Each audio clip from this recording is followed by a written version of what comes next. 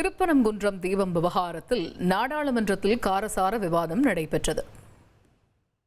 திருப்பரங்குன்றம் மலை உச்சியில் உள்ள தீபத்தூணில் யார் தீபம் ஏற்றுவது என்பதுதான் முக்கிய பிரச்சினை என குறிப்பிட்டார். மேலும் இந்த விவகாரத்தில் நீதிபதி குறித்து அவர் தெரிவித்த கருத்து அனல் பறக்கும் விவாதத்துக்கு வழிவகுத்தது. இதனிடையே டி.ஆர். பாலு தெரிவித்த கருத்துக்கு மத்திய அமைச்சர் கிரண் ரிஜிஜு கண்டனம் தெரிவித்தார். இந்த கருத்து மூலம் டி.ஆர். பாலு மட்டுமின்றி அவரது கட்சிக்கும் மிகப்பெரிய பிரச்சினை ஏற்படும் என கிரண் ரிஜிஜு கூறினார். இதேபோல திருப்பரங்குன்றம் விவகாரத்தில் மக்களின் வழிபாட்டு உரிமையை திமுக அரசு தடுத்ததாக மத்திய இணையமைச்சர் எல். முருகன் குற்றம் சாட்டினார்.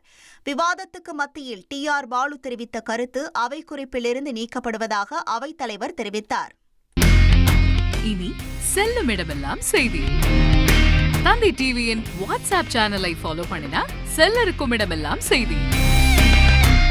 இதோ QR கோட் இப்பவே ஸ்கேன் பண்ணுங்க, ஃபாலோ பண்ணுங்க.